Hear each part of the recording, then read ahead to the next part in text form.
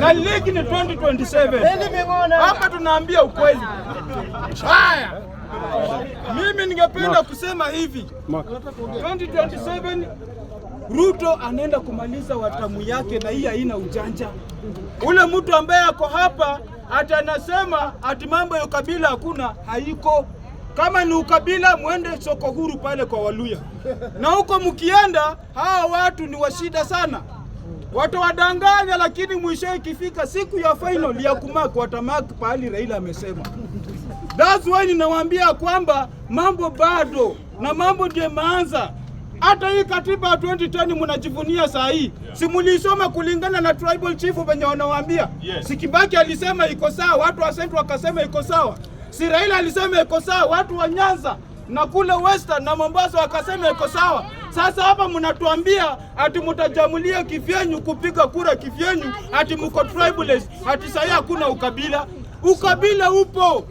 Kama kuna mtu alikuwa hana ukabila ni Jaramogi Oginga Odinga, baba yake Raila Amolo Odinga.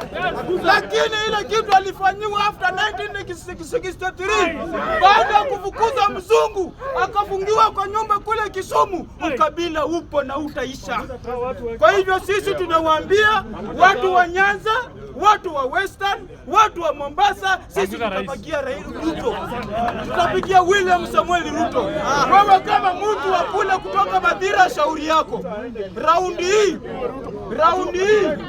sio sisi tuliandikia watu dawa kwa chemistry. Watu wenyewe walienda kwa Daktari William Samuel Ruto na akawaandikia dosi, na hiyo dosi lazima waimalize. Na hiyo dosi walimafanya nini? Waimalize. With the interest of time. With the interest of time, I want to conclude. Sisi tunajua Pentagon imerudi, Pentagon FC. Na ligi ni 2027. Sisi tunajua striker ni nani? William Samuel Ruto. Namba 9 ni nani? Raila Amolo Odinga. Na tunajua defense ni nani? Musalia Mudavadi. Tunajua namba 7 Hassan Joho. Namba 7 tunajua Hassan Joho. So kwa hivyo with the interest of time,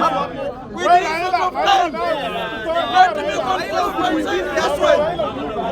Kindiki, wherever you are, umekuja kuokoa nchi. Ilikuwa kwa matope, gari ilikuwa imekwama kwa matope. Sasa zile William Samuel Ruto anaendesha gari, Gachagua alikuwa ameng'oa kila kitu, ameng'oa taa na ameng'oa engine.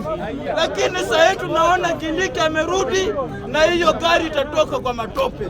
Bado Kindiki ni wa Mount Kenya. Bwana ameenda na mic.